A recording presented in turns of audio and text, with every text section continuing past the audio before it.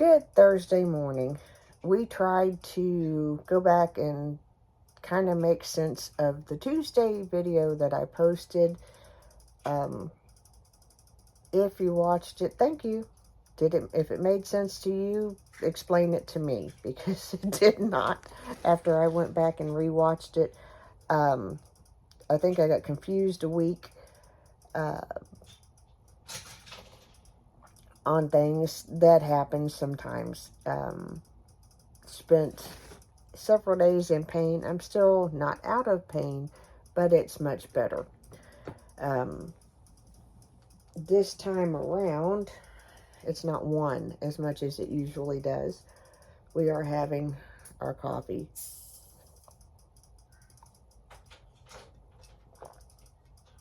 And we are having our coffee like it's going out of style, because we are very thirsty.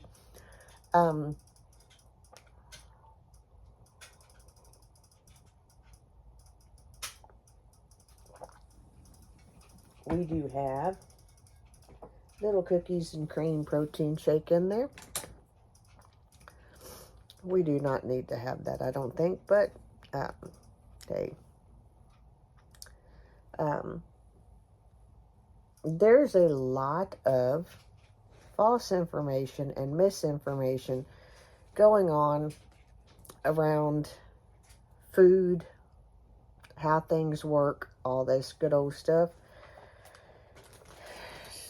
Sugar, and let me put it this way real easy. Sugar is sugar, carbs are sugar. If your body is struggling like mine to use the sugar that you're putting in your body, stop eating so much sugar. Stop eating so much carbs. The problem, I for the last week, I've done really well. No cookies, no, the obvious sugars. Where I'm struggling is the carbs. So that's kind of what the point of Tuesday's video was, mixed in with I don't know what was happening in my body.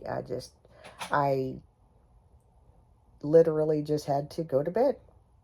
Just went to bed. My waking blood sugar was 130. I went out and walked 2 miles, done a few things around the house, and then this just overwhelming fatigue set in, and pain. I wished I could explain the pain, because it's not. It's just so weird, so bizarre. But we're going to move forward. We're going to get into what today's video is about, because it's a whole different day. We're going to hop into the Max Lucado, God is with you every day, 365-day devotional. And I started to go into the Celebrate Recovery one. There's another devotional that I have. And then somewhere, my friend Misty Toll-Stifler wrote a book. And I have it here in the house. But where I put it is probably behind me on this stack of stuff that I can't reach around and get. It is on Amazon. She is a classically trained, left her job, worked at Carnegie Hall, left her job to come back to Kentucky and do what she does for our church. Good read. You can get it on Kindle, or you can get it in paperback form. And I don't see it anywhere close. So turning is not a real good thing, so we're just going to get on with today.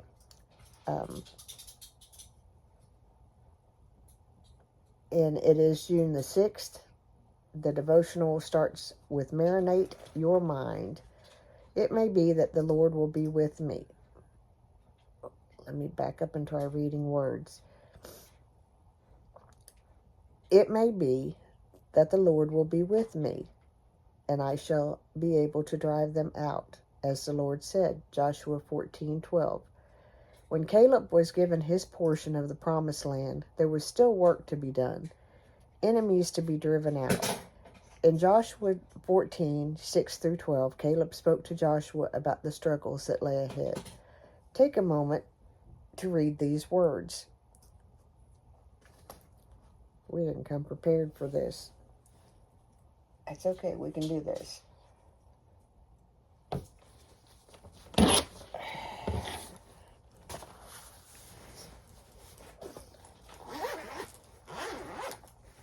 Always prepared. Different translations, same good word. It would be great if I could figure out which way to open mine.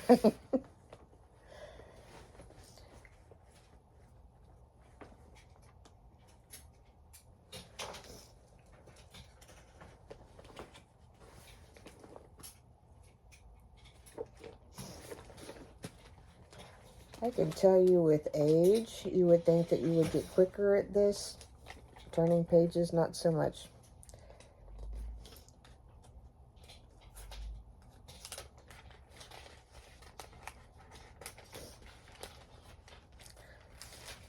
So we will read Joshua 14, 6 through 12. If there are names, I'm going to mess them up. Who knows? And yeah, it's going to happen. Then the children of Judah came unto Joshua in Gilgal, and Caleb the son of Jephunneh the Kizanite said unto him, Thou knowest the thing that the Lord said unto Moses the man of God concerning me and thee in Kadesh Barnea. Where are we at? 6 through 12. 7. 40 years old was I when Moses, the servant of the Lord, sent me from Kadesh Barnea to espy out the land, and I brought him word again, as it was in mine heart. Nevertheless, my brethren that went up with me made the heart of the people melt, but I wholly followed the Lord my God. And Moses sware on that day, saying, Surely the land whereon thy feet have trodden shall be thine inheritance, and thy children's forever, because thou hast wholly followed the Lord my God. And now, behold, the Lord hath kept me alive, as he said, these 40 and 5 years, ever since the Lord spake this word unto Moses, while the children of Israel wandered in the wilderness. And now, lo, I am this day 85 years old. As yet I am as strong as the day as I was this day as I was in the day that Moses sent me. As my strength was then, even so is my strength now, for war, both to go out and to come in. Now therefore give me this mountain, whereof the Lord spake in that day, for thou heardest in that day how the Anakims were there, and that the cities were great and fenced. If so be the Lord will be with me, then speaking English would be great. Then I shall be able to drive them out, as the Lord said. What name appears and reappears in Caleb's words? The Lord. 9 references to the Lord. Who is on Caleb's mind? The Lord. Who is in Caleb's heart? The Lord. He centered his mind on the Lord. What about you? This is kind of an on-time thing. Well, it's always an on-time thing. What about you? What emphasis would a transcript of your thoughts reveal? The Lord or the problem? The problem, the problem, the problem, the economy, the jerk, the jerk. God's people do not deny the presence of problems. Servants like Caleb's aren't naive, but they immerse their minds in God thoughts. Imagine two cooking bowls. One contains fresh, clean water. The second contains battery acid. Take an apple, cut it in half. Place one half of the apple in the bowl of clean water. Place the other half of the bowl in battery acid. Leave each in its respective bowl for 5 minutes. Then pull out the two halves. Excuse me. Which one will you want to eat? Your mind is the apple. God is good water. Problems are battery acid. If you marinate your mind in your problems, they will eventually corrode and corrupt your thoughts. But the thoughts of God will preserve and refresh your attitudes. Caleb was different because he soaked his mind in God. When I tell you that's an on time, in the midst of myself being in pain, make sure there's a pin in there. I have a habit of snatching the one out, and then I get somewhere and I need it. In the course of the last few days, as I was said in the video Tuesday, on various sides, on various fronts, and I've even, for lack of a better way, kind of skipped talking to some people that I normally talk to because just what I knew was overwhelming.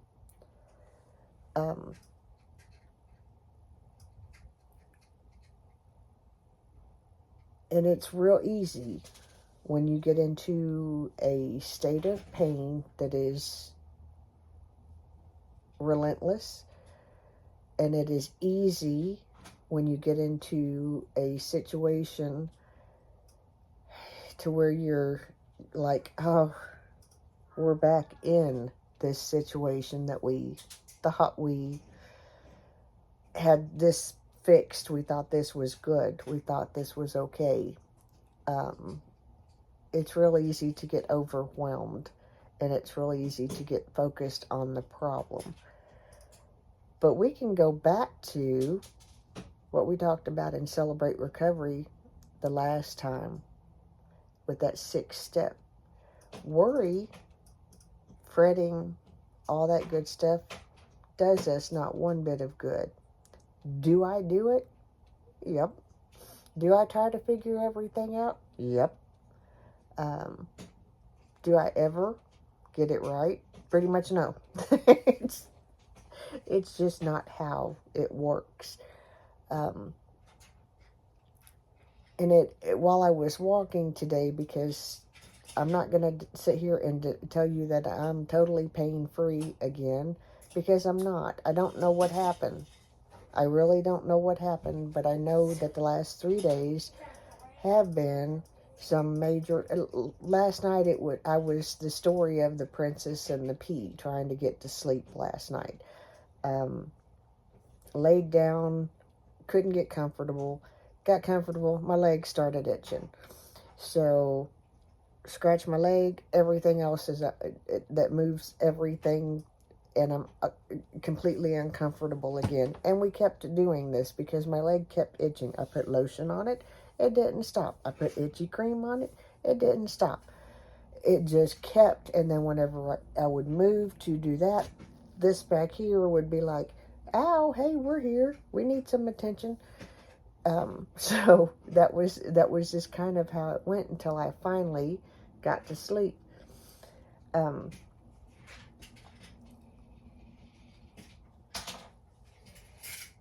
whenever it's a situation like that and you're sitting there, it's real easy to think about, oh my goodness, because I did for a while. I am just in pain. I'm in pain again. This is just driving me bananas. I need to get up in the morning. I got XYZ to do. Just the normal things that need to happen in your mind. So when I got up this morning, there's been, like I told you, the daily routine of stuff.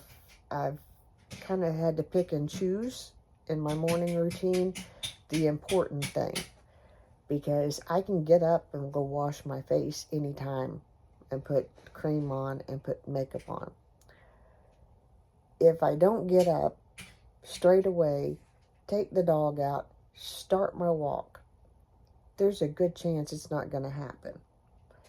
So while I'm doing my walk, I'm still getting caught up on my daily audio Bible. that just, I think I'm going to like skate in at the end of the year and be 2 or 3 days late. I don't, but I'm enjoying it, and that it's getting me through some of the books of the Bible where I got bogged down,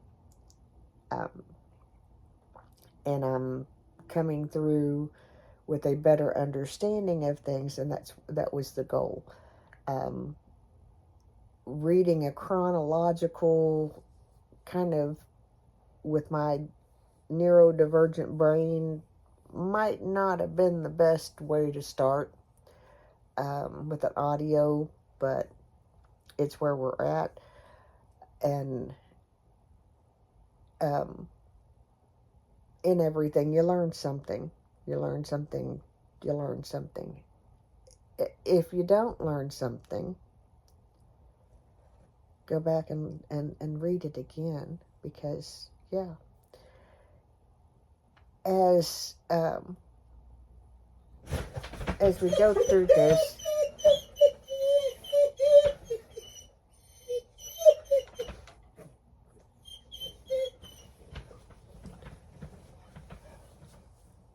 we're just going to be real, because this is what happened. This just jumped on the bed. So what you hear is Mayor going, "Please be my friend like you are in the dark when nobody's looking." Yeah. It's okay. You're okay. You're okay.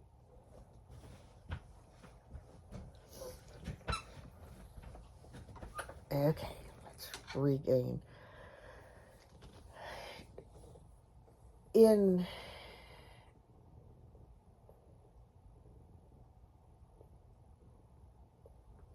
Are you quite done? In the moments that we are working recovery programs, working on ourselves getting better, things will happen. Things will fall into place. And the last so many days that I've been doing my walk, when it starts getting tough, because I've been doing 2 miles instead of just 1 and hoping I got the second one. Because, when you're doing something like this, you're building up, you don't stay the same, you keep going. Well, I have my phone, so I switch over and I pull up some of my favorite praise and worship songs. And it's really easy to get steps in. I'm just going to say, it's easy to get your heart rate up. Tip of the day. As I was walking, I started to think about some of the words that of the songs, and I'm trying to get back into being in good enough shape to where I can sing and walk at the same time, because that's the goal.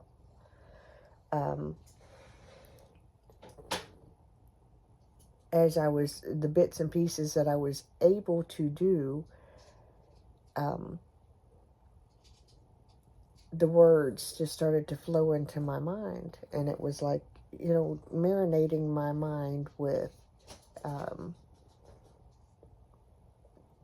word lyrics like "Your goodness is running after me," and I know there's been some controversy with that.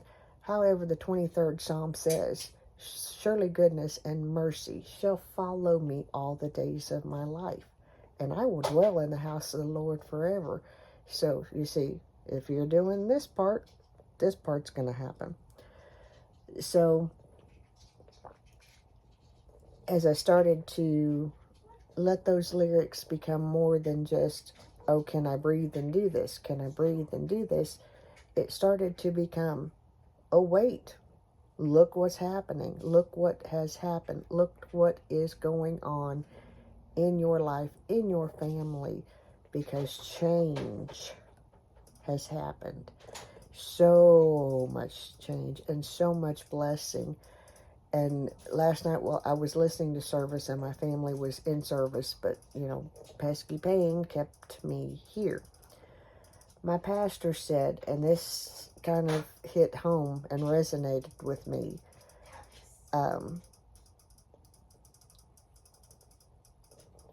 we get full, we get filled up, and then we sit down. And that happened with me. I you know, all those struggles and everything, and then I got into a relatively good place, where there's no migraine, I'm building myself up, you know, exercising, stuff like that. But I'm doing not a whole lot with it. Oops. So that's an area that I got to work on, because my cup is not intended to just stay full.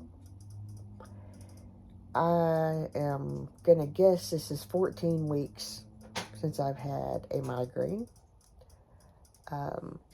Just because I can't remember, I'd have to count back, and I know 13 was not long ago, but as we can tell from Tuesday's video, and today's still confused, I can't keep track of time without marking something somewhere. But that is something. Did I have part in it? Yeah. Did God have a part in it? Absolutely. There's this stays right next to my bed. And if you're not familiar with what it is, it's a prayer cloth. It is biblical. My grandson brought it to me one day. And whenever it's getting a little too tough, I remember. So, that's all I got for today, or we'll go for an hour. And, yeah. Y'all have a good day. My foot's gonna cramp. Remember, I am the mayor's daughter. Marinate your mind on God and that which is good, and it'll be all right. He will. I am 57 years old, and in 57 years, he has yet to fail.